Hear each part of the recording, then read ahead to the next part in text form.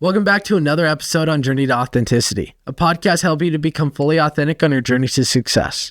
I'm your host, Braiden Belnap, and I'm a human just like you, striving to build a dream life, all while I stay true to myself. But what if you're in a place that you truly have lost control? Lost control of your mental health, lost control of your physical health? That's exactly why we have Brad Clifford joining us today, because he's transformed his own life in his mental health and his physical health. If you go to his Instagram, you'll see his pictures of his past and present. And it's absolutely amazing. With that, he founded a company called Elevation Health to help you do the same. It'll help you narrow in on the basics: sleep, water, nutrition, moving your body, all the way to getting into your genetics to help you hone in on your health. With that in mind, welcome to the show, Brad. Thanks for having me. Appreciate it. Absolutely. It's been a long time coming, so I'm excited that we made this happen. Yeah, I think we had it scheduled for the fall, and then I totally forgot that we were going to Italy. It kind of spurred on us too fast, so glad we rescheduled. Not gonna lie, if I had a trip planned over Italy, I would have canceled on you too. Totally fun, man. I'm sure it was an awesome vacation. It was so fun. Yeah. Anyways, just to jump right in, what inspired health and nutrition for you? Yeah, great question. So I've been an athlete my whole life. Was a college football player. After college, though, all the things that I'd learned up to my early 20s didn't really support me in where I was in kind of my adult life. And my body just started breaking down on me. And it was really tough because I couldn't figure out exactly why. I was in healthcare, participating, supporting really clinically strong-minded people like physicians and doctors and things like that. Yet my own health was completely deteriorating. And the things that I knew, the fitness and nutritional aspects that I knew, the clinical aspects that I knew, when I started to apply them, I just realized real quickly that the general advice, the general ideas were not supporting what I wanted. And I was getting worse, both mentally and physically. So it spurred kind of the inception of my own personal journey to figure out a lot of the things and layer in kind of what existed and what didn't in my own path. And then honestly, I started supporting people whilst in healthcare, supporting people that were close to me, family, friends, things like that, in their own kind of individual situations. And I realized, like, man, nothing really exists that I truly believe in and I know yields outcomes. So it was the spark of an entrepreneurial journey that I never thought I was going to do. Like, I didn't have aspirations to start a company or become an entrepreneur.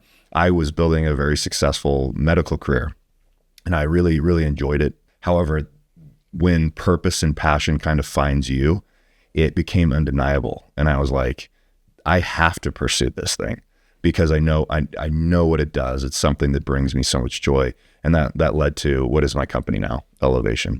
That's amazing. I love how it's the French term, right? Of elevation. Yes. Yeah. Okay. Yeah. I was trying to figure that out. Yeah. How do I say this properly?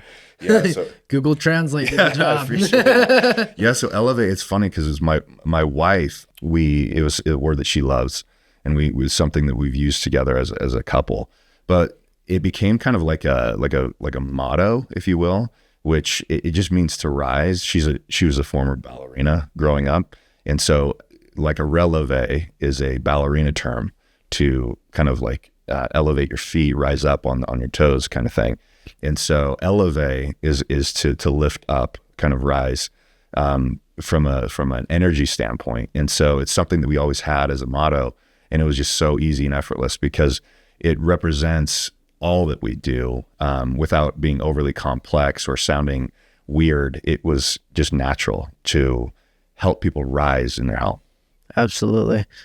Yeah, you go to your Instagram alone and you see what you used to look like to now. Yeah. Your own transformation shows you know what you're talking about. No, yeah, I appreciate it. No, the physiological change, as it's tougher for me to market. It's not something that is my number one skill set. But the one thing that I've always been really honest about is you can see like that difference. It's very tangible, but also data too. So I share a lot of data of my own transformation, the things that changed in me, to help people understand that we have more control than we think we do. I think we were talking before this podcast started, but just mindset alone, I think a lot of people are really catching on to that. There's this huge momentum of independent belief in what we can accomplish as a society and as an individual. But most people are finally starting to go, oh, wait, I can take proactive control of my physical destiny as well. And if I hadn't gone through what I had, it would not be as authentic as what elevation is. And so it's why I represent that with some of the marketing that I do and some of the things that I put out. We are branching out and trying to do a lot more, but with our other clients and people like that, but not everybody wants to be as open and vulnerable, especially with laws and legalities of what I'm okay doing, and showing. And so I think that authenticity in what can happen physically is really important for people to understand that you're not stuck. Like there's no just you're stuck. It doesn't exist. Absolutely. I'm curious, what was the moment that you lost your health so much that you were like, I can't do this anymore? Great question. There was a moment of, I think this is for many people in many different ways and many different things. There's a realization moment, but there's no like, hey, yesterday everything is great physically and tomorrow everything is not physically. Usually it's a compounding interest of things. It takes a lot of time to get to one destination unknowingly when you reflect back on it. But for a lot of people, it's like, oh my gosh, I didn't see that coming. That came out of nowhere, that feeling, right? And I think we were talking a little bit about that before we started podcast too.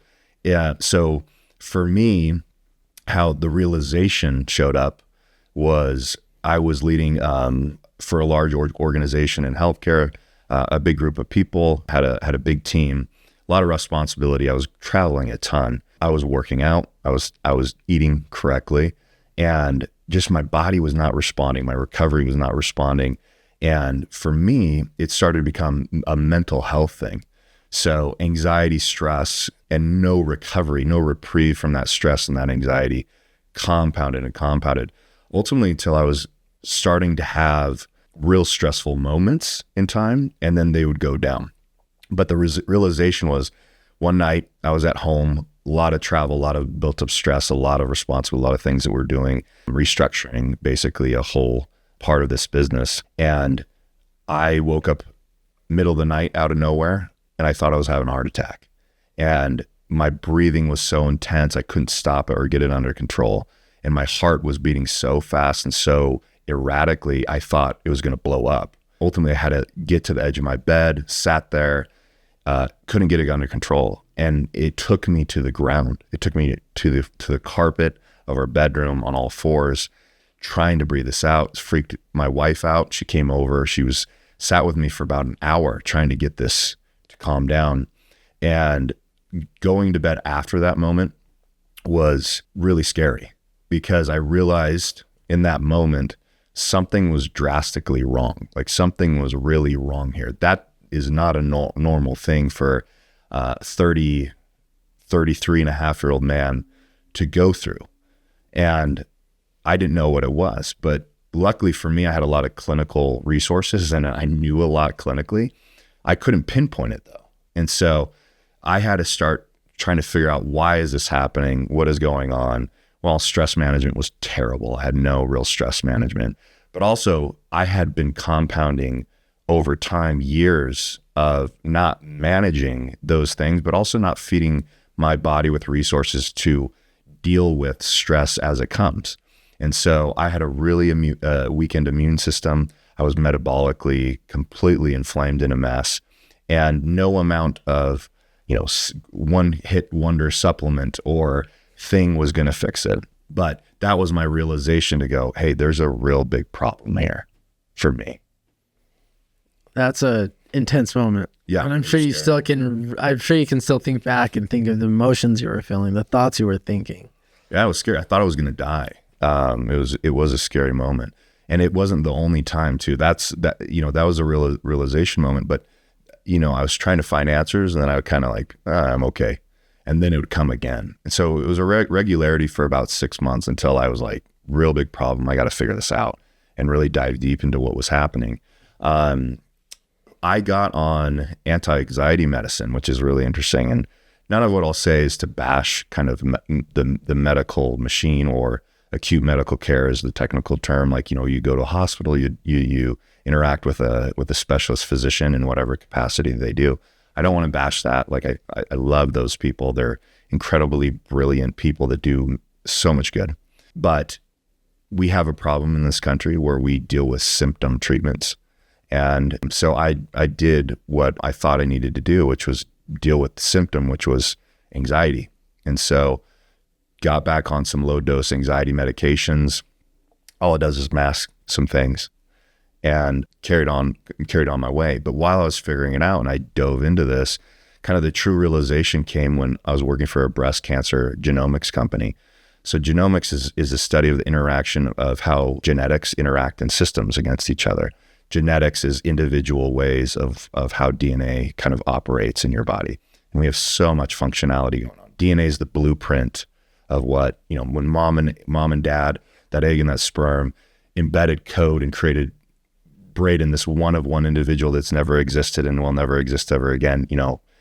You have blueprint in your DNA that is one of one. And so that blueprint then operates in genetic operation patterns. And the interconnectivity of all that genetics is how genomic expression functions, the interconnectivity of all this.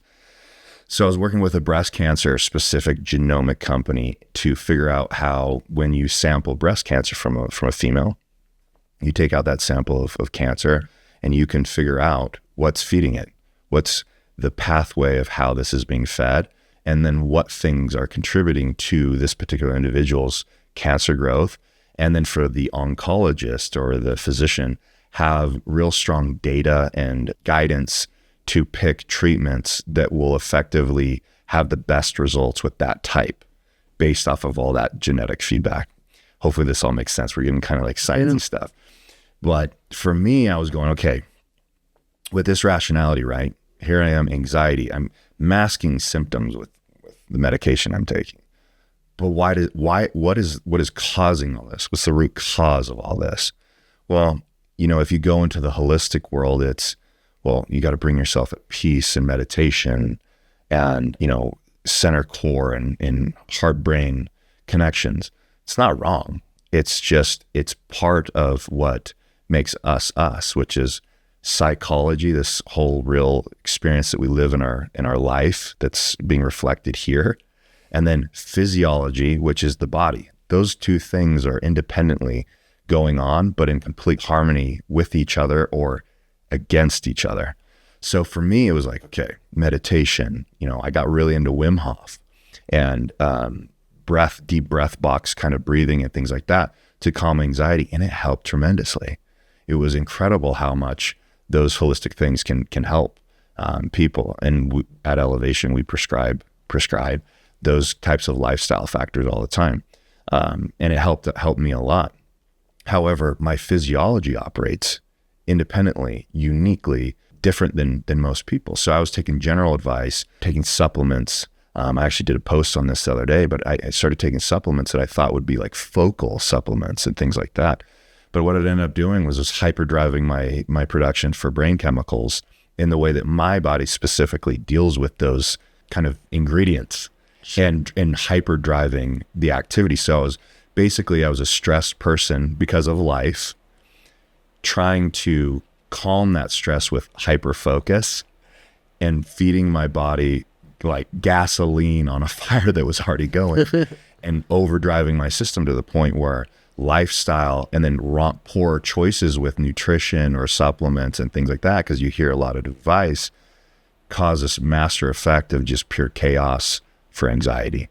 And so when I started to understand those things, it led into this, oh my gosh, like Alice in Wonderland, when Alice finds the well and then jumps down. My jump down point was my anxiety, my panic attacks. And once I got down that, I was like, whoa, now I'm out of the matrix. And I've been in the matrix for, I think, almost like 8 years at that point in medical healthcare of symptom treating. And here I was on the other side going, ooh, my symptoms are only causes because of blah, blah, blah, blah, blah, blah, blah, blah, and then I could see that. And I started going, how do we piece this all together? So that led to years of understanding of concepts and things like that allowed me to deal with this realization, have a solution for myself, and then go, there's more to this that I think we can take and bring to people that can change lives. Absolutely.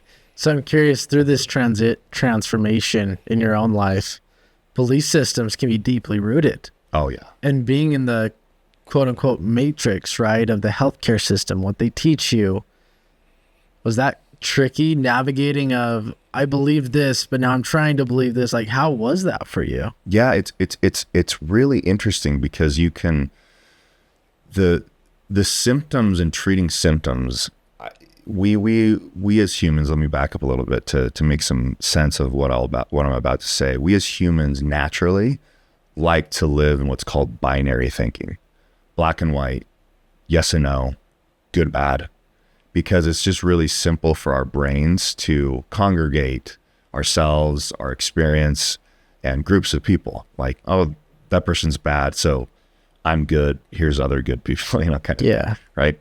So an example of that is the medical machine, and they going, well, symptoms, if we can treat them, is good. It doesn't mean it's wrong. It's just like, well, according to what? Like, what is good? We don't ask that question enough. What is it good? Is there more? Is there better? Is there great? Right? Sure. Because if we can mask anxiety, I'll use myself as, if we mask anxiety, that's a good response, medically speaking, because we've eliminated the symptom. For the most part, we brought it down. But what's better? Not having anxiety come back. Or what's great? Understanding what's causing that anxiety to then impede the causation in the first place. Because then we're not treating symptoms. We're treating the actual root of the problem. And so the matrix of the medical machine for me was going, okay, well, these people aren't bad or they're not wrong, because I had to first help myself with that, like with this realization of going down the rabbit hole of Alice in Wonderland, to go, well, it doesn't mean that all these people are bad or wrong. That's not the case at all. And I still believe that. They're incredibly right, but it's incomplete. And the search for complete is what I'm in the process of. That's what Elevation is doing. That's what I want to do for health. But what I did really lean into in those moments was I'm sure you're familiar with him, but Joe Dispenza, and You Are the Placebo, right? Medically speaking, I mean, just clinically speaking, much of our medical balance in that side of the fence of what is effective and not effective is based off of placebo measurement. And so, a lot of the pharmaceuticals that get developed and things like that, they're going to measure against placebo. So they'll get a group of people, say, hey, we want to treat this thing, and we're going to test that treatment by having, Braiden and Brad and a group of other 1,000 people, and your group of 1,000 people. And we're going to measure against each other. We're going to track a bunch of data, and we're going to measure against how they respond to whatever it is that we're trying to see. And one of the group gets told they got the thing, and the other group gets told they got the thing. However, you unknowingly got the thing, and I unknowingly did not get the thing. Then they go, okay, how did the not get the thing group do against the got the thing group? And a lot of the times what's really interesting, and this is statistically measured, this is clinically validated, this is not woo-woo stuff. A lot of the times the placebo group does better than the actual been given the thing group. So they have to kind of wrap up the trial and say, hey, there's no mean statistical difference in this group, so it doesn't make sense to pursue the whatever it is that we're doing. And the question that isn't talked about enough in that side of the fence is, how do we leverage that, right? How do we leverage that, the placebo power? And so what I wanted to go is like, how do we do everything we can to maximize the psychological experience of health, right? Our view on ourselves is not being broken systems. Our view on ourselves are of being capable of fixing our biology, that mental capacity, but also with the intervention of what are the root systems and all the interconnected systems of the body to work in complete and utter harmony of those two experiences going on at once. And that it started to become a resistance thing on that side of the fence. So that was a problem with the matrix over there, is when I'd have these conversations about, how much meditation or breathing or somatic breathing, these experiential breathing things, and how much help it gave me, someone that had lived experience of dealing with anxiety and some depression and some really tough moments in life, and going, these things have actually helped better than some of the, psychiatric interventions that I've done. And people going, well, you're anecdotally, that the word is anecdotally, you've done better. Like, we have no real measurement amongst groups of people, like to say that that's a thing. And I just remember going, well, my anecdotes are like, not just me, it's like hundreds and thousands of people now of this thing. So I started to have resistance a little bit. And I still find myself navigating that quite a bit. Like, we have so much new technology, new advancement on science that still that side of the fence of medicine really has problems with, and we'll really push back, say, hey, we have no statistical, human controlled trials to really validate this as a thing. When in reality, we need to look at patterns. We need to look at responses. Anecdotal responses sometimes tell really, really great stories, and go, what could be something that we should be pursuing? The problem is money and finances control a lot of that decision making. So yeah, I still find myself trying to find balance with that side of the matrix, because it coexists with the side that I'm trying to amplify and grow. What I love is that you're marrying the mind and the body. Yeah. You're not leaving anything out of the equation. You mentioned the word incomplete. Correct. The Western and Eastern side both have rights. Correct. You're not right or wrong. They both have rights. Mm-hmm. The complete version is, hey, let's look at both. Correct. Yeah. Have you experienced that in your life? I know that you talked about some of your kind of mindset stuff, but have you experienced that yourself, going through your life, finding yourself in a better state when you've taken care of both, like both your physical health and kind of your mindset, self-development? Well, I'll tell you what, last year, you talk about starting to live a way where you don't really experience a reality until years after, right? After I was playing soccer growing up, competition soccer all the way through around sophomore year of high school, and had double knee surgery and also some personal choices. I just stopped deciding to play soccer. Mm-hmm. Well, given that, I kind of just stopped working out. Yeah. I find myself 8 years out of high school. I'm not in quote unquote bad shape. I'm probably actually good shape in American standards, which is crap, by the way. Yeah. And I feel like crap. Mm-hmm. Internally, my mind, everything. Yeah. So this last year, I lost 35 pounds. Amazing. And I function better. Yeah. My energy's better. Yeah. Everything's so much better. I'm not at your level yet. I'll get there, Brad. I'll probably need some of your help. Sure. But the reality is absolutely. Yeah. And I think you bring up something that's really important for people to think about. Like, if they're listening to this, like, really kind of like, if you can take something away, think about this. But you brought up, like, hey, I stopped playing, right? And then you treated yourself really well when you were playing, right? Absolutely. Why? Versus when you stopped, you were just like, don't need to treat myself as well. A lot of athletes, I don't care what you play, how long you play or whatever, but a lot of athletes go through that psychology. But more importantly, all of us as humans go through that psychologically about our health in some way. So the thought that I want to talk about, like, that I'll bring back to you is, why did you stop treating yourself like an athlete? So this is my experience, and I have a wishy-washy memory. Mm-hmm. So I got my double knee surgery. Mm-hmm. I was out for about a month. I was practically bedridden for like a week. Yeah. So immediately I lost a lot of the work I put into it, which was really frustrating to me, because I had great legs. I had all the things. I could run with practically not stopping. And I felt like I lost all of that. Uh-huh. But then I started to get into it, which I really need to look into more, which I'm doing now. Yeah. I started to work out. I started lifting weights because I wanted to get back to that I feel good moment. Mm-hmm. And I feel good about my body. I feel good, spirit, like I can take my shirt off and feel good. Yeah. But then I had this weird thing where I was lifting. I give it to where I was the ego. I wanted to lift as much as my cousins. I want to lift as much as my brother. Sure. I started lifting. Uh-huh. But then these tears would happen in my arms, where my arms would fill up with fluid for like a week. Yeah. and then I would lose all my muscle. And it happened consistently where I would get gains. I would get a tear or something. I don't really understand it. It would fill up and my muscle would be gone. So I kept having to start, stop. Yeah. So it got overwhelming where I just stopped. Yeah. And then obviously the reality is I didn't have to stop. I was just making excuses as why it was okay to stop when it never was okay. I should have found the answer to move forward. Yeah. And so that's the stuff that I like to talk about too, as general things that I think everyone needs to do is that resolution. Like, how do you resolve those inner conflicts? Because we tend to put ourselves on the highest of standards versus everyone's best. Our starting point against their best. Like, I think most of us go, well, it's too hard. Like, them, look at them, you know, like they're so amazing at blah, blah, blah, blah, but specifically health. They look great. I'm never that. And then you keep reinforcing that and you never go through a resolution of why are you telling yourself that?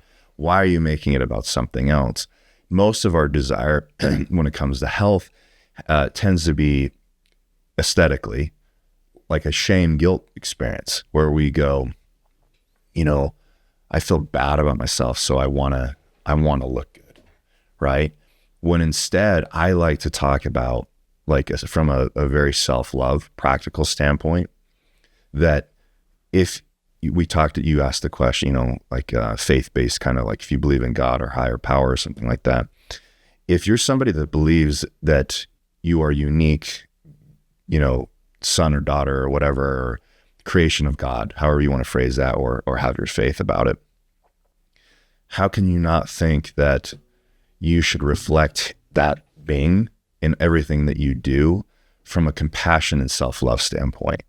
Like that being would never be like, you're a piece of crap, you'll never be jacked, like those thoughts they're fabricated things that we just create. And so the resolution of that, I think, for people to really go down, why do I want to feel good, right? Because that's what health brings.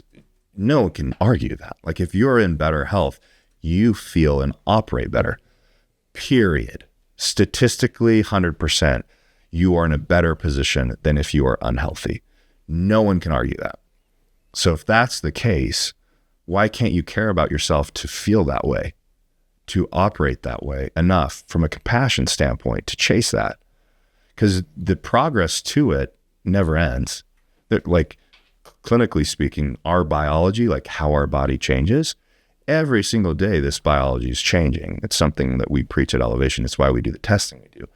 But since this biology is changing every day, the pursuit of positive change, compassionate change, is something that's only going to help us be better, feel better, operate better. There should be no shame and guilt even near this, like, conversation at all. But we have become a society to think, hey, this person that looks good physically or aesthetically, they're bad. We're back to binary thing. Like, oh, they're self-centered and they don't have compassion. You know what I mean? Like, they must not, they're kind of like a selfish person or thing. Like, we've created these weird norms and these kind of societal kind of like acceptances that, like, pursuing self-excellence in our bodies is something that's wrong, not needed, selfish, or bad. Like, we've lumped that into that binary of bad. Now, are there people in the health industry that are, I said this before, like wolves in sheep's clothing, or bad people? Of course, but there's also really bad people on all sides of the fence. But the pursuit of health is not bad. It's only good. It's everything that a creator would want for us, is to operate at our flourished capability. It's like arguing against, hey, should the world be dying and have air pollution and cut down, deforestation and all these things that people are really passionate about more so than themselves? Like, if you believe in those things, how do you not reflect that back on your own compassion for, not eating poorly, or you follow what I'm saying? And so it should only be a compassion, love conversation when it comes to health. And I think more people need to resolve that. And we help people kind of resolve that. We partner with fitness and nutrition professionals that subscribe to that methodology of resolving the conflict of self-compassionate growth and transformation for your health and fitness journey, because it's imperative. Like, why would you even do anything if you didn't believe it was going to be a positive thing for yourself? You ultimately run out of discipline when you're like, I'm a piece of crap for, 10, 20 days. Like, like a piece of crap. I got to get up in the morning, and I got to do this. But like that transformation of like, man, I'm chasing better, and feeling better and operating and looking better. That becomes a self-compassionate, self-love experience. And the one thing that came to mind as you're speaking that is the difference between victim and victor. Yeah. Right? Yeah. The victim and victor, they're both willing to see the challenges. They're willing to see the struggles in their body. In reference to our conversation, they're willing to see the struggles within their body, their energy, their mental health. Mm-hmm. The different side of the coin is that the victim stays in it, right? Yeah. Referencing to my story. Oh, I'm just starting, stopping. What's the point? The victim. Where the victor will see all that truth. The victor is not blind. The victor is not toxic positivity of, well. Yeah. No, they see the harsh reality. They actually probably see it more in depth than the victim. Mm-hmm. They're just willing to say, how can I transform this? Mm-hmm. What are the resources? I mean, we look at your story, right? You were struggling. You had the mental health, the physical problems. Mm-hmm. It would have been so easy for you just to throw in the towel and say, all right, this is my life. Yeah. Like most people do. Mm-hmm. You decided to go find the resources, go complete the truth. Mm-hmm. And in turn, you're living where you're at now because you were the victor. Yeah, but that's an ongoing daily thing with all that we do, not just health, but that aspect of processing so that you can look at yourself like a victor, I think is really important. I think it's really important.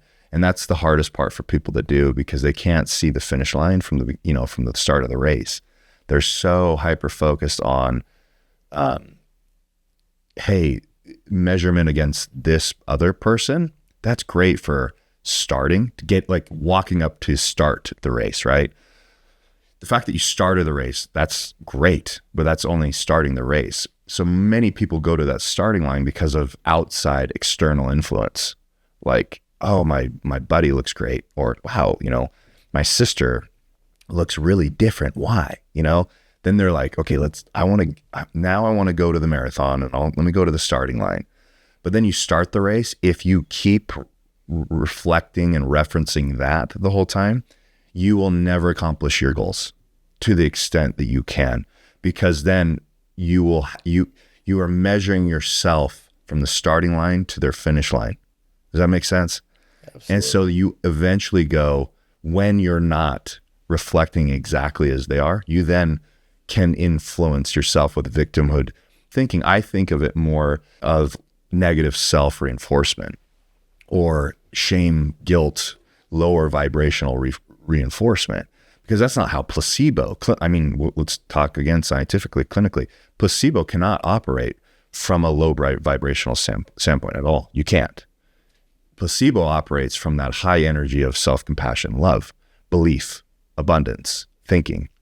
The only way to access that for your health and your own health transformation, honestly, this is someone who sees this all the time, has been in healthcare long enough to know this thing, is from a self-compassionate high belief of what you as an individual, your mirror on yourself, can achieve. And so the problem is we're measuring our start against their finish. So what we try to help people do is, how can you measure your start against your believed, call it delusional, your believed finish line? You got to start thinking about that endpoint finish line, but only about yourself, because that is a true resonance of authentic growth in health. Is if you have, how does that person operate? How does let's just make up a name for it. How does Brad 2.0 or healthy Brad that I'm envisioning, how does Brad think? How does Brad act? How does Brad smell? How does Brad, carry? All these things. How does he look? And then getting detailed and specific on those things so that when hard comes up, the only reflection is my finish line, because when it's not you, it's so easy to go, well, I'm not Braiden. Braiden's arms, have you seen Braiden's dad? Braiden's dad's got really big biceps. I'll never have those biceps. Like, it's just because of Braiden's dad.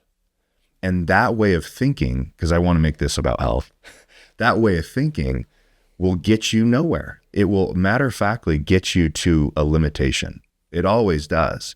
It can be an inspiration that big biceps exist, but if I go, well, it only exists because he's an outlier, right?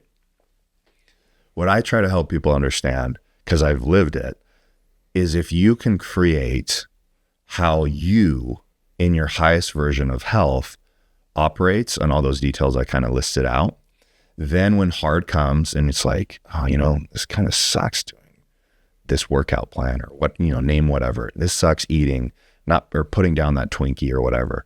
It then becomes, well, Brad 2.0 doesn't pick up Twinkies. Why would he pick up Twinkies? Because I care about myself too much. That version cares about himself way too much to want to feel like crap, spike his blood sugar, not operate well, have brain fog, all those things, right? So then you start getting into this very subconscious automatic operation system of, this is how I operate. This is how I always operate.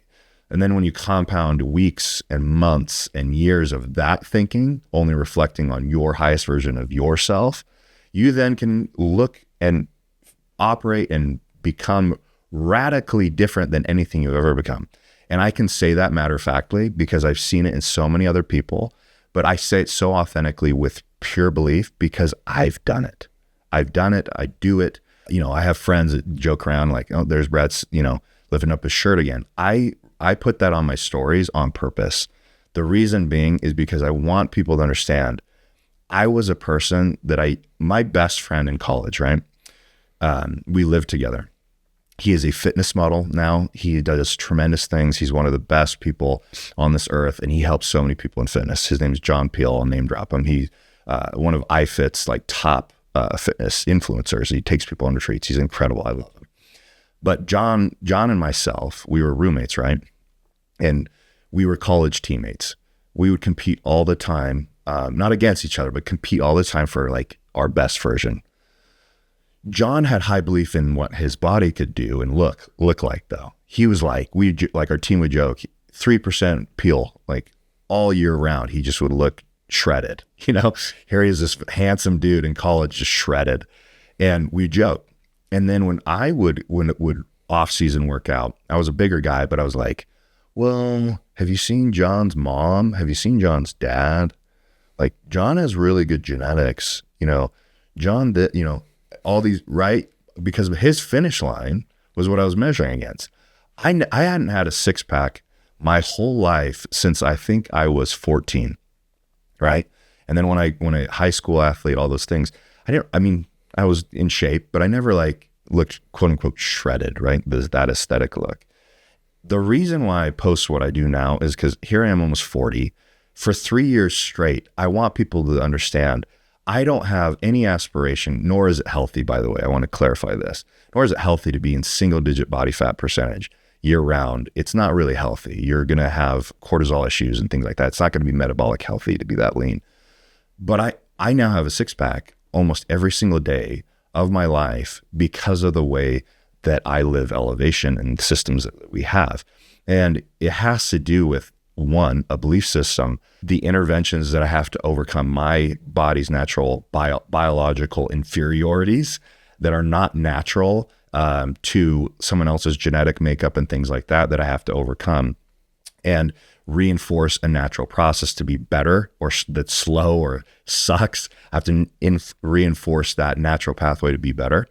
And then my operating system of life, my lifestyle decisions, 90% of the time I'm making better decisions, but all those things together allow me to really have self-compassion and care on my health. And then that reflects in the mirror. It really does reflect in the mirror. Now, I'm not saying that if you have a six pack, you are healthy. I'm saying that is only a byproduct of operating in a healthy way.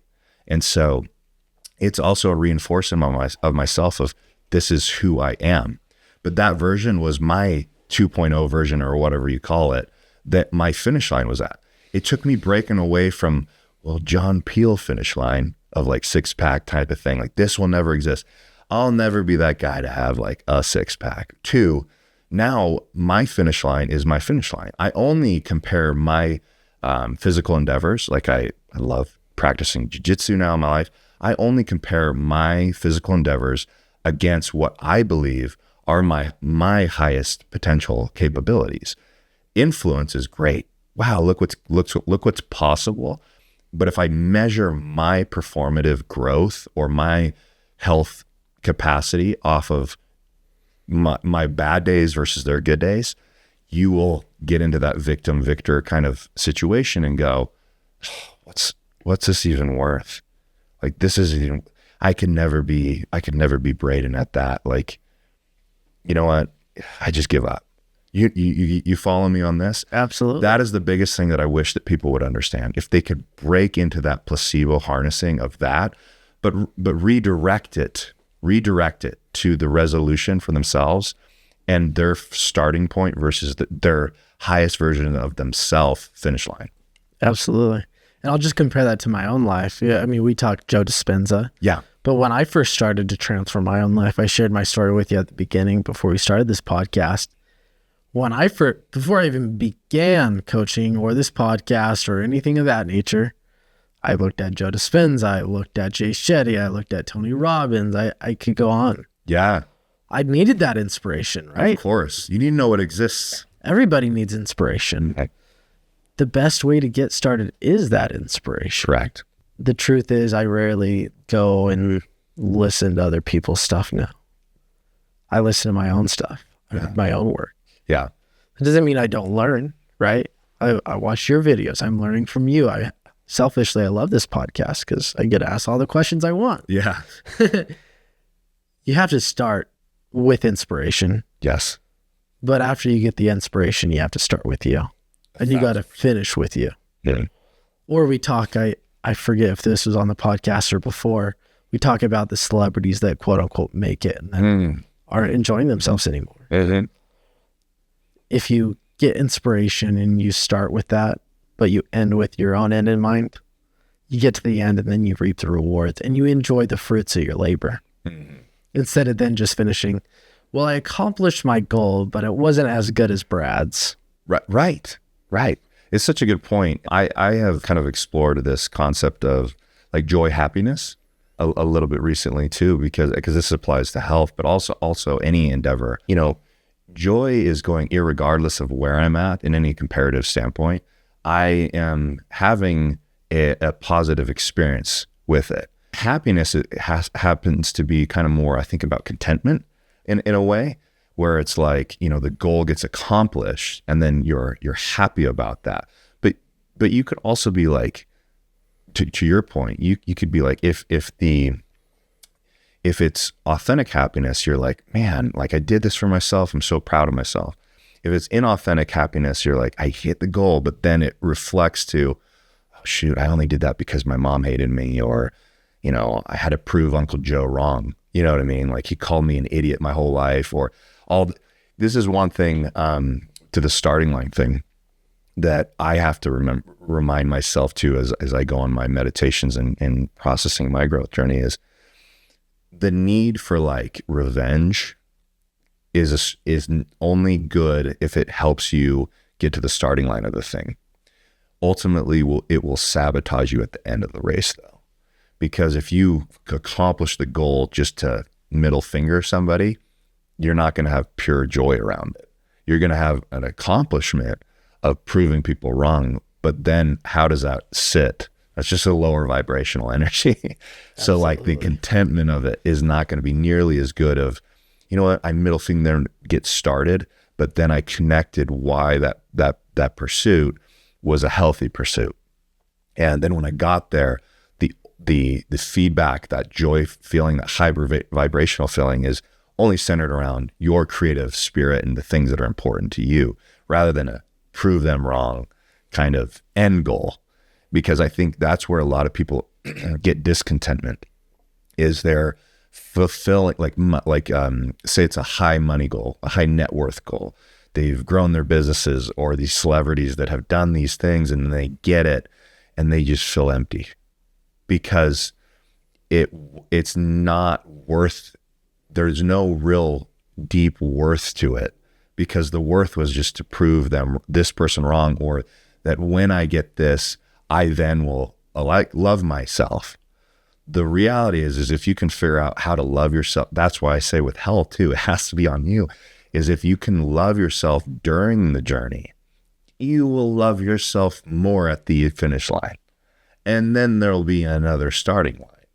And then you'll love yourself more. And then you'll be able to give love more to those around you. If it's an empty thing, you can still accomplish things, but there's no self-reflective love back or pure joy on that. You may be happy, like, yeah, I proved them wrong. So yeah, I'm happy, but it's not like long lasting. It's not reinforcing to do more amazing, abundant things for yourself and those you love.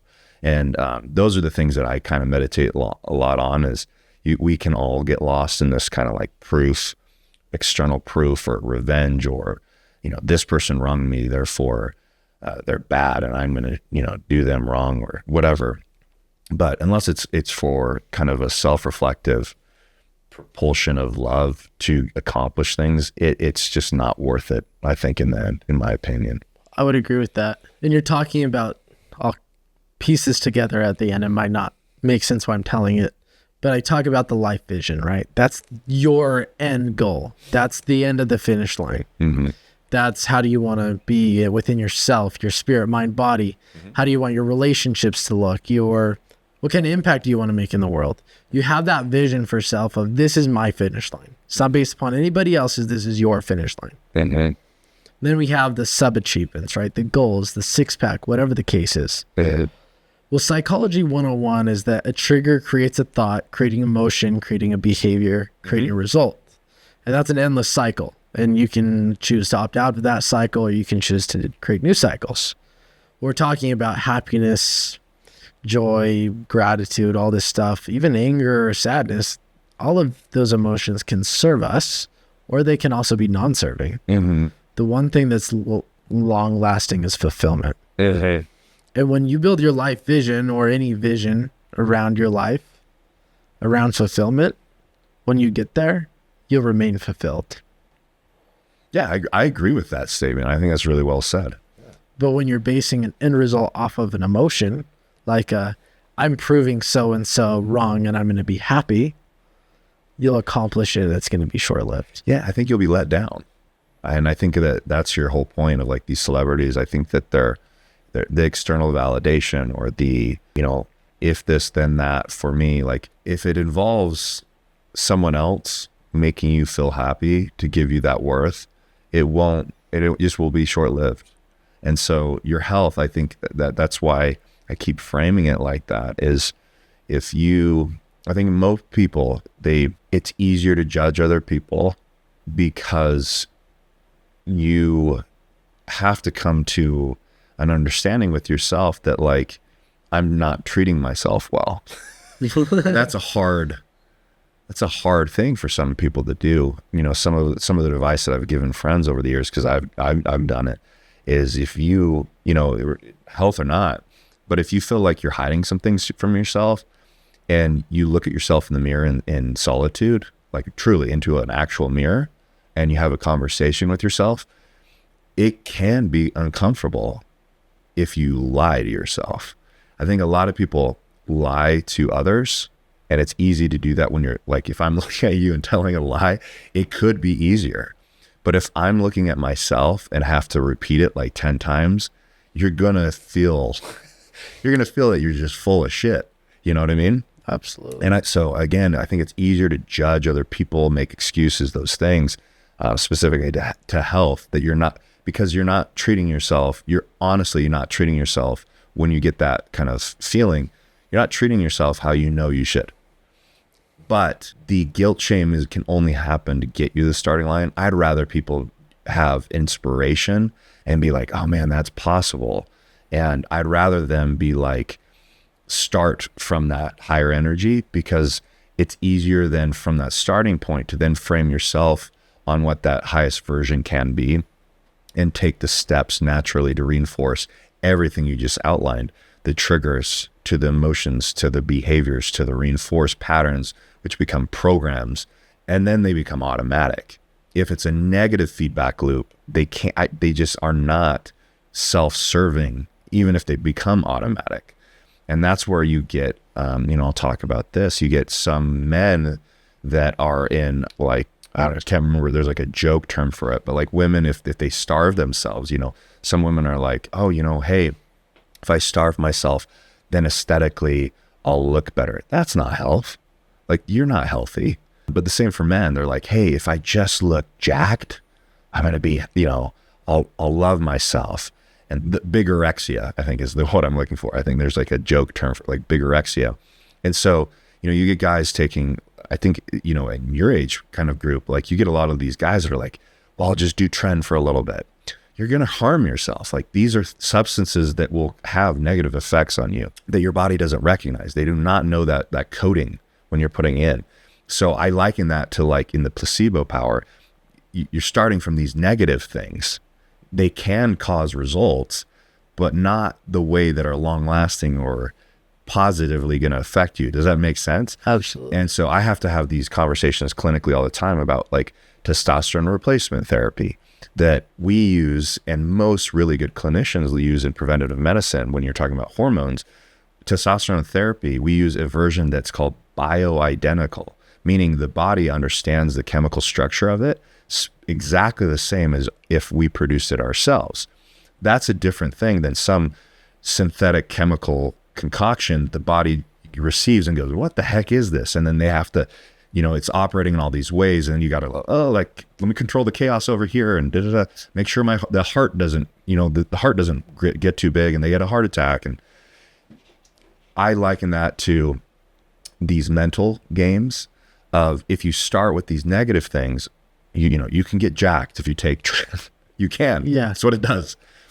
But long term, getting to the finish line of actually being healthy, trend's not the way to go. It should never be the type of thing you ever do.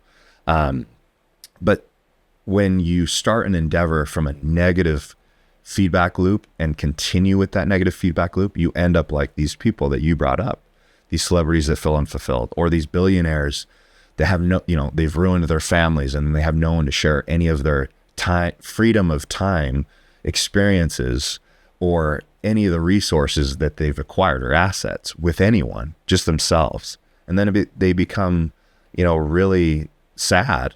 And you if you reverse engineer that, well, I'm sure we could find those things of what you just laid out for like their automations that they've created for themselves with negative emotional feedback loops that created behaviors that ostracize people or, got them ahead by leveraging a negative thing. I would rather be on the side of the fence, even if it takes a little longer, of anything that's a positive reinforcement loop. Like, those are the things that I'm passionate about pursuing. I love it. So I'm more of a curious question. Do you ever struggle with anxiety, depression, any of that stuff today? Great question. Yes. And usually they are situational though. Unknowing anxiety, which I experienced a lot. And that's what caused a lot of my problems. No, I would say no. Oh my gosh, like I'm feeling anxious out of nowhere.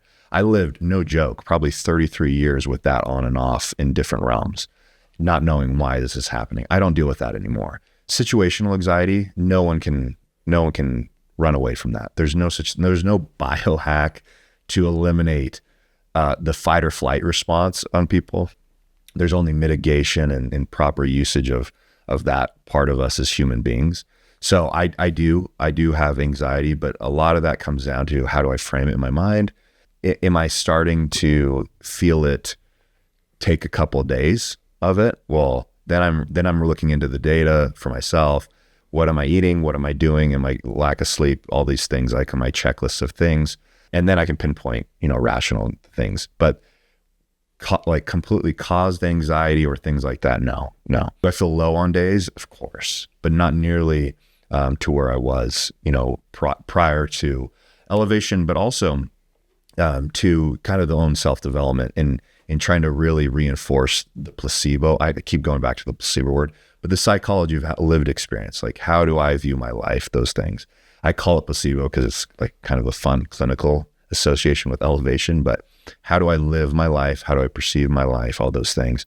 Life is way less of lower states or anxious states than my first 33 years of life before. Yeah, you're living life, right? Correct. Anxiety has a purpose. It serves us. Of course. We just got to harness the tool to serve us, to say the least. Yeah.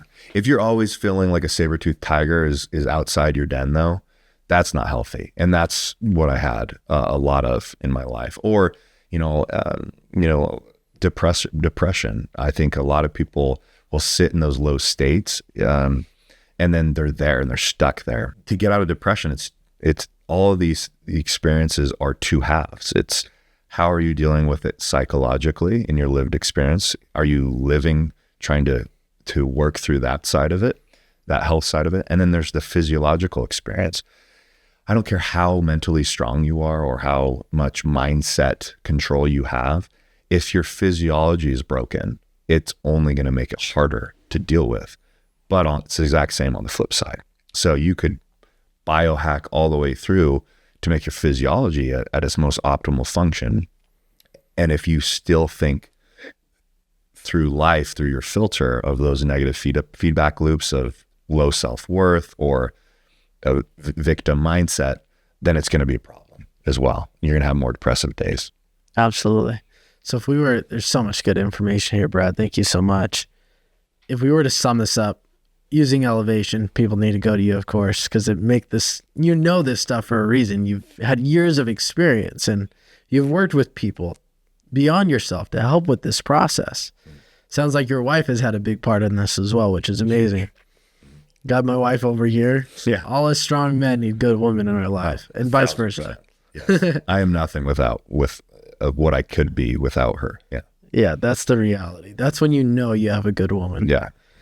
With that, in summary, what are some steps that somebody listening today could say, you know what, this is how I'm going to take control of my mind. This is how I'm going to control my body, take care of my body. Sure. And this is how I'm going to mold it together. Yeah. I actually want to use that word. You're in more control than you think you are. I think that the feeling of lack of control gives ourselves easy outs. The truth is we are in more control and capable of more than we could ever imagine. And if you can lean into that and get curious about that, that's where you should start. First, accept that you're in more control. And I mean this in a very positive, healthy way. I don't want anyone listening to these steps to be like, have any type of shame or negativity about this. However, take it from like this inspiration standpoint. I don't care what's gone on in your life, who's done what to you.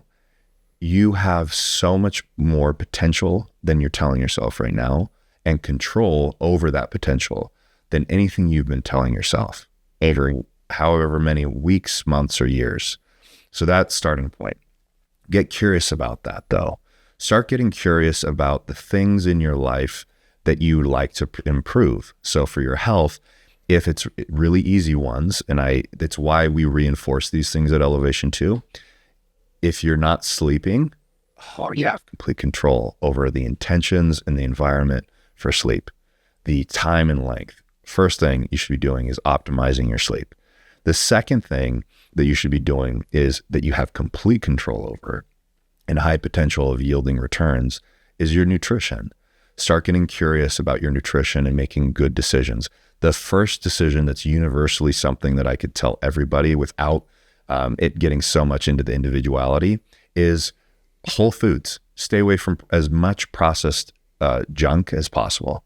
So the McDonald's things, the things that go through the process chain of creating a product, the more you stay away from that and the more you lean into single source foods, the better for everyone. There's individuality that goes way beyond that for like those stacking percentage points. But from a starting point, if you start there, your experience and health will be better. And then the last thing is movement.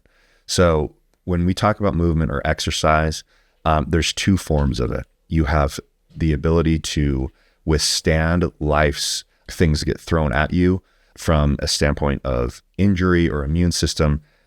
That's physical strength exercise with your body, trying to improve the body's capability to withstand and accomplish things.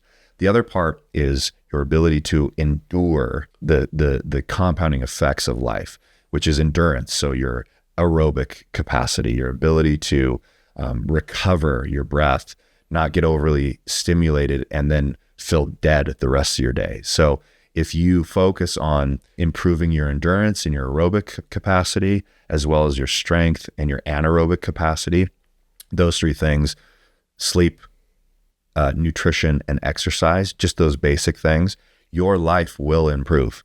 Matter of factly, full stop, period. That's a great way to start. Now, if you're having problems in those areas, and I would venture to guess all of us have problems in those things, you want things like elevation or another clinic that's going to help support you, because there are plenty of good clinicians and good groups. I feel like we have an assembled group of amazing clinical people. It's not me, by the way, that's doing all of your clinical workups. It's a full clinical team of medical doctors. We have PhD microbiologists. We have specialists in different categories. We have nurse practitioners, nurses, et cetera. So a very robust clinical team that supports you. But you want something like that that's going to fine tune you, like the fighter jet or that you are, the F1 race car that you are. But this all starts when you believe that you're a Formula One race car and not a Honda Civic.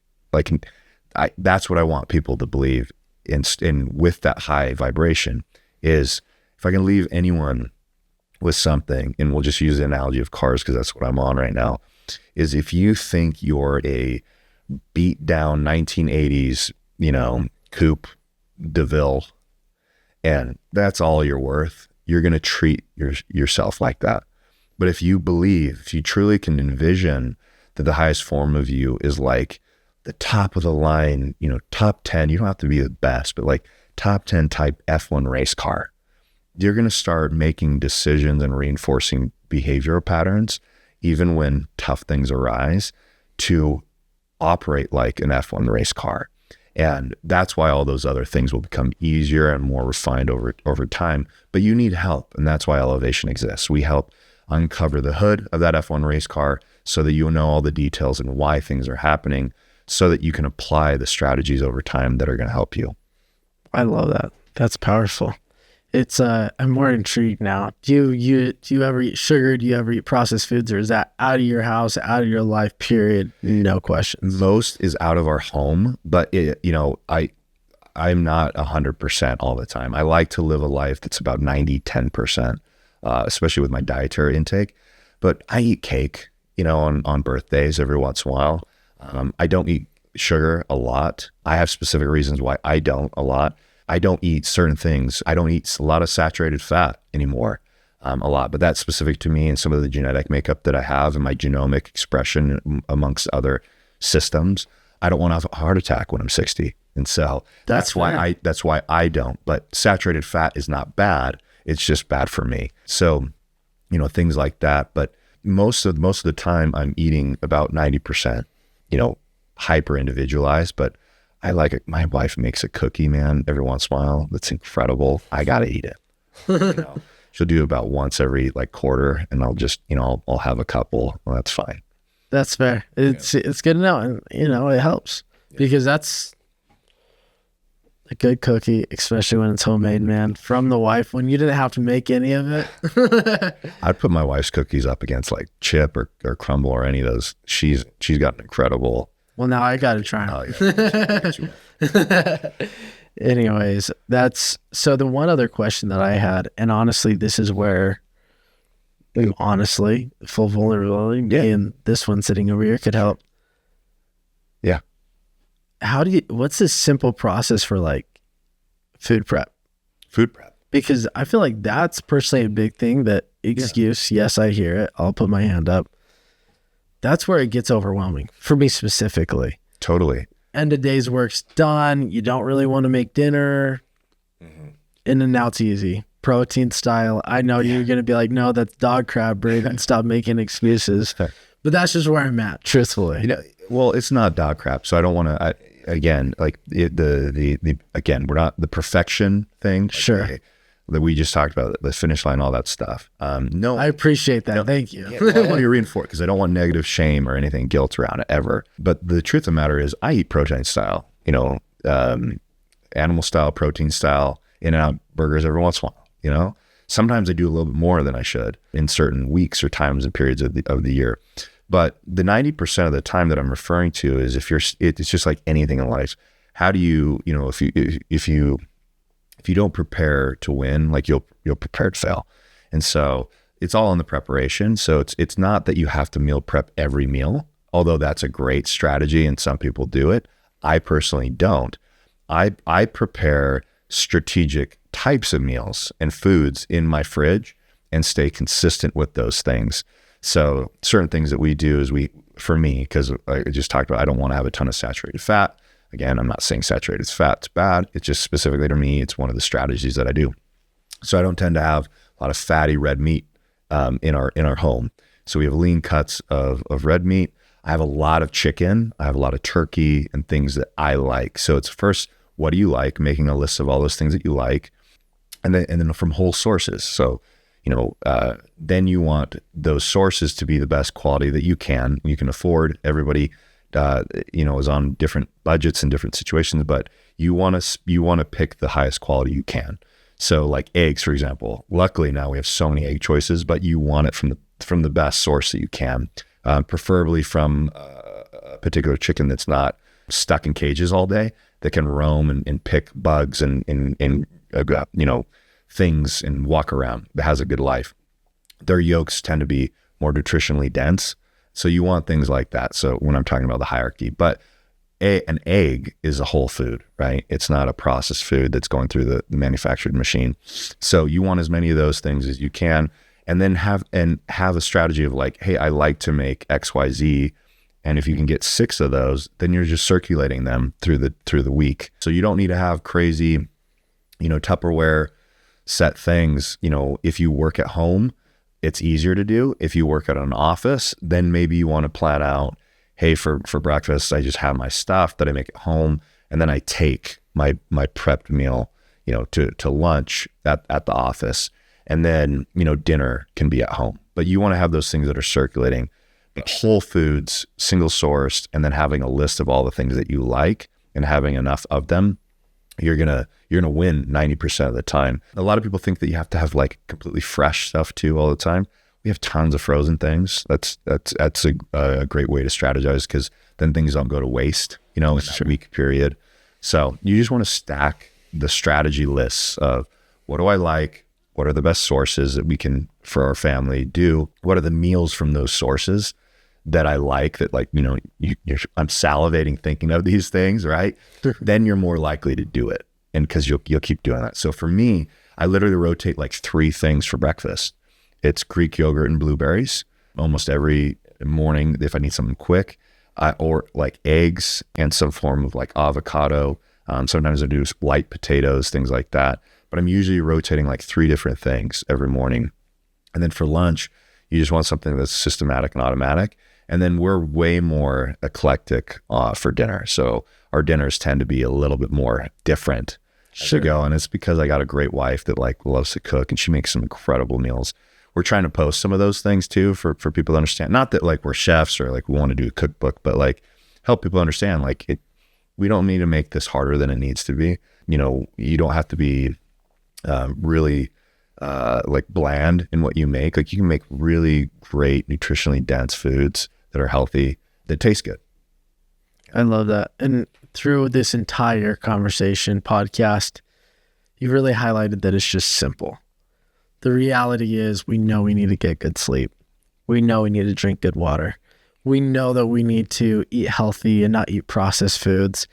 We know that we need to get our body moving, start working out. Mm-hmm. You're not saying you need to do this type of workout or this type of workout. Like you need a bench and you need to do this. You're just saying, hey, start to lift some weights. Yeah. And start to move your body and build its natural abilities. And then as you go though, you'll start to, plateaus are interesting because comfortability is where we can cruise control. So many people will get to a place where they're in cruise control. Then you can start setting different plateaus and summits that you're trying to summit. So most people get caught up in like, you use bench press, caught up in like, oh, well, Braiden can bench 405, so I have to bench 405 right now. Again, now we're measuring their finish line versus our starting line. The reality is, no, you just need to bench, right? And it doesn't even need to be a flat bench. It could be dumbbells. It could be push-ups, right? You need to work that muscle. Then you'll start to get really comfortable with wherever you're at. Then you have to break plateaus. Then you got to reinforce new summits that you're trying to go. Then you can measure against a different version, right? Of yourself.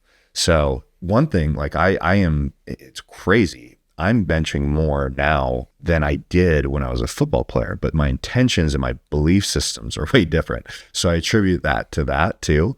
I used to think, well, I'm not going to ever hit, this certain weight. And then now I'm like, oh, that's just standard. That's just a standard way of life. And I have a higher belief system on it. But that's just an example of everything that we do. So you want to start where you have a vision, you know exactly how to get there, and you have a belief system to push you to get it that's positively reinforced. But you also want to set new plateaus and new summits that you want to tackle as well. That's part of the joy in your health endeavor.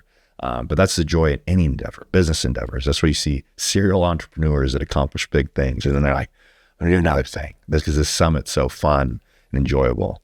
Yeah. There's no end destination in reality. How? You get to the finish line, you celebrate, you set a new finish line, and you just keep going. And it's everything. Marriage too. It's so funny, Beth and I, we've been married twice. We've had 2 marriages to each other, and different marriages. And then now, after being together for almost 14 years, going into our second marriage with 3 kids, the times where you're comfortable, you're like in cruise control, even when it's really enjoyable, it's really funny. You gotta think like, well, why am I just in cruise control about this? Like, even the marriage can be better. And I think that we are so fascinated with just feeling comfortable that and which is not, I don't want to say it's bad, but it can be a limit on what could be incredibly enjoyable, that we had no idea that possibility existed.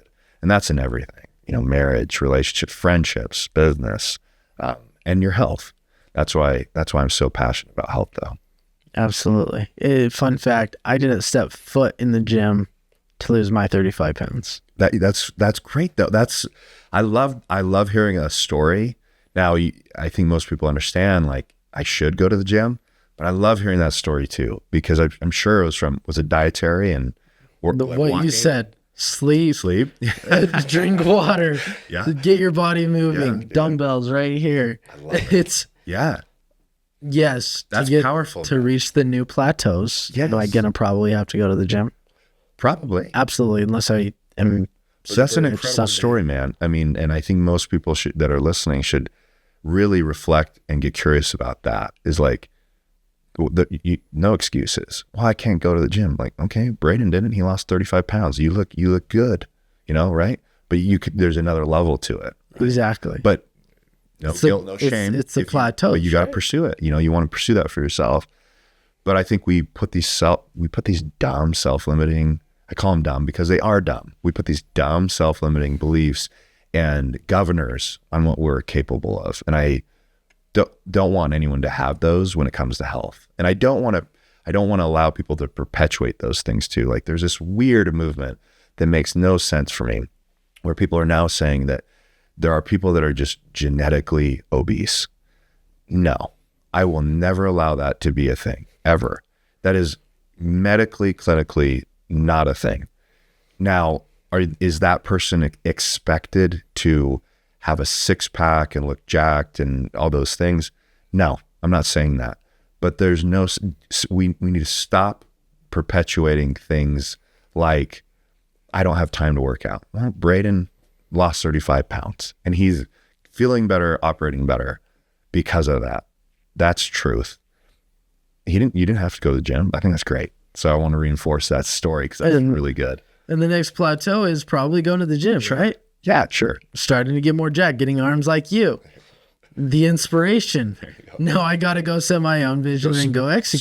Start to the starting line of whatever's next for what you want to pursue. Yeah, exactly. But the point is, right, you can start. You can start.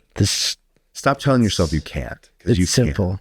Everything you just highlighted. You're in control. Everybody can. Yeah. Yes. That's such a beautiful thing, man. Yeah. I could talk to you for a very long time. Likewise.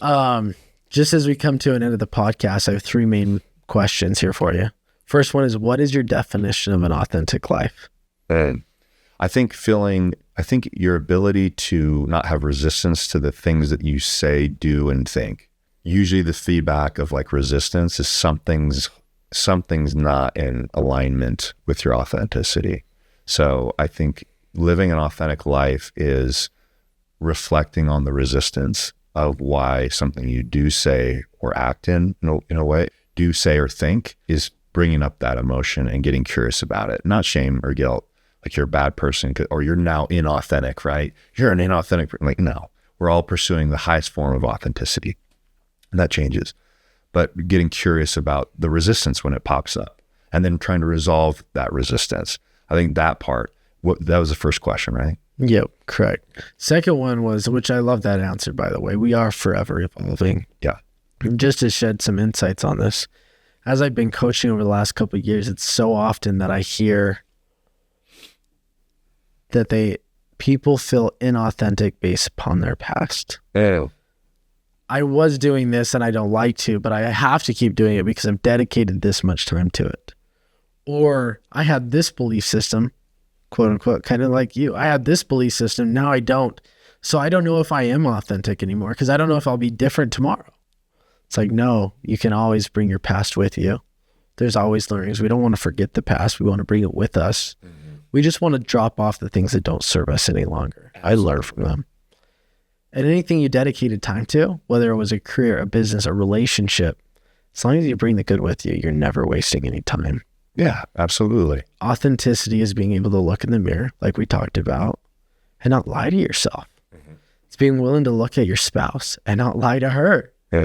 Who are you? What are your thoughts? What are your emotions? How are you reacting or behaving in this world? Mm-hmm. And showing up as your best self. And as long as you're doing that, you're authentic. Yeah, that's really well said. I think that's great. And if there was one last thing that you could leave with the audience, say, what would that be? One thing. I think the power to be able to do anything really comes down to self-love. Like, I am a big proponent of that. When we talk about control, we're using a bunch of different frames with this, but what it really comes down to is love. Everything that I put on social media, if you follow me at all, like, you're going to see that. I reinforce that. The one thing that I absolutely know without a shadow of any doubt is that love is undefeated. And I put that a lot in a lot of my commentary, because if you operate from that standpoint, you can transform someone's life that's next to you, but most importantly, you're going to transform your own, which has ripple effects. And I just have this vision of a world where if enough people gave themselves permission to freaking love themselves in an authentic way, the ripple effect of that would be more transforming of human experience that could ever exist. There's no form of technological advancement or whatever that would beat a complete human race that self-loved enough to ripple effect that to other human beings. So that is the one thing that I want people to really understand, is that when I say love is undefeated, I truly mean it, because it will always overcome anything in your life and someone else's if you're operating from that energy. And so, you get in a fight with your spouse. I mean, these things happen all the time. If you're coming from a place of projected fear or anger or these opposites of love, which we all do, by the way, I'm not saying I'm perfect. I make these mistakes, but I find my way fast to the reframe of that. It is impossible to look at your spouse, your business partners, your colleagues, your network, your own health, any of those things without a frame of hyperabundance if you're operating from that loving standpoint. So that's the one thing, is give yourself permission to love yourself. Because we talk about the mirror a lot. What I have had friends do when they do this exercise, they look at themselves in the mirror, is they'll go through, like, I'm not authentic. You brought that up. I don't feel like I'm authentic. Curiosity is really important. It's necessary. But if you're going from that curiosity to then to reframing with negative frames, I don't feel authentic. Well, that's because I'm a loser. I don't feel authentic. Well, that's because I'm not capable of blah, blah. You know what I mean? You follow me? That's the stuff where is the opposite of love is undefeated. You're now defeating your own capabilities. Now you're defeating someone else's ability to get the best of you and have their life enriched and bettered because of you, and you allowing that loss and that defeat to happen. We live in this world in our own heads that most people don't understand that you are enough. And when you are, you will affect other people more than you even can comprehend. They'll never tell you, they'll never say anything, but your life of loving yourself and loving them will have more effect than you could ever imagine. And that's the world I want to live in. And that's why I think love is undefeated. And that's what I want people to take, is give yourself permission to love yourself for once. That's powerful. I love that. And we're talking about inspiration, right? There's so many people in the health world, which they're coming from a place of good intention. Sometimes good intention doesn't mean good outcome, always. Sure. But the gym truly can be, what's the right word? Nerve-wracking to first start. Yes. Not when people like you are around. Because you're coming from a place of, hey, you can be better. Like where you're at is totally okay. Totally fine. Like love yourself. You're here not because you didn't want to be here. You're making the conscious choice of, I want to love myself more. I want to love myself for where I'm at. And I'm ready to start living a better life. Yeah. And no matter where somebody's at, obese, not obese, skinny, unhealthy, problems, whatever it is, they know that they could come to you and just say, hey, Brad, I need some help. Yeah. And it's not me. It's just, I want this energy to exist in the world. I can't tell you how many men, I just want to bring up men for a minute. Like there's more male suicide under the age of 40 than ever has existed in humanity. More men kill themselves under the age of 40 than women have breast cancer and die. And these statistics are pretty incredible, but most men are living, this is not to take away from men and women, this is not binary, but I'm just specifically speaking to men. Most men are living quiet desperation in their lives. And I can tell you that I purposely do this a lot, but if I see something that I like genuinely, authentically, because we're talking about authenticity, if an obese person shows up at like my jiu-jitsu gym and is trying authentically, I'm like, I am so effing jazzed right now. Like I'm so stoked this dude's doing that. Whereas someone might be like, oh, why is this person? You know what I mean? I don't want that, because I want to verbally say, and I want them to feel from my energy that like what you're doing is right. What you're doing is being seen. And what you're doing is, I'm so proud of you for doing that. I want that energy to exist with people. So I don't care where you're starting from. What I do care about is that you're taking action to change your position. And that's what, I mean, specifically speaking to men, that's what's going to change male suicide and depression and these quiet desperation moments, is more men not giving other men permission to feel loved. One thing I do in my life a lot, because most men don't hear this, is I tell other men that I'm associated with, when I see it, I'm proud of them. I want people to hear that, like an embrace and being like hearing in your ear that I'm proud of you does more for a dude than like if you're a dude and you haven't heard I'm proud of you and you're pursuing things in the last year, your wife and your friends saying that to you can be like the most fuel. It's rocket fuel for a guy, and most men don't hear it. And so I want to be that outlier for people, is to hear that, like, I'm stoked for you. So I tell my friends awkwardly, I love them all the time. I give them hugs all the time because I want it to be weird, because it's not normal. You know what I mean? Absolutely. And so I want the abnormality of it, but it helps reinforce, because I love it too. It helps reinforce that perpetuation of abundant love and it overcoming anything. It's the rocket fuel so that they can get through the shit. Absolutely. Yeah. Yeah, we need that in the gym and outside the gym. So Yeah. thanks for being you, man. I'm proud of you. Thank you. Proud of you too. Absolutely. And last question is, how can my audience as well as myself support you? Oh yeah. First, take care of yourself. Perpetuate love, but take care of yourself. Take care of your health. If you see anything that you like, authentically that we do at Elevation, or if we resonate with you, we'd love to take care of people. We offer different packages, but based off of financial situations, we're very honest about the auditing we do. We're very honest about what we think people should do. But at the end of the day, we want people to just do it, do something, either with us or without us. If you resonate with us, we'd love to have you and take care of you. Amazing. Thanks so much for coming on, Brad. Yeah, thanks for having me. Appreciate it. Absolutely. Thanks so much for listening to the Journey to Authenticity podcast. If you like what both myself and Brad had to say today, be sure to subscribe and leave a review. This helps to ensure that we get the highest quality and most entertaining guests to help you transform your life. Also, why I have you here. If you're in a position where you need a speaker that isn't just motivational, but shares a message that truly helps people transform their lives, be sure to go to braidenbelnap.com or the link below, and I would love to come speak at your event. Thanks, everybody.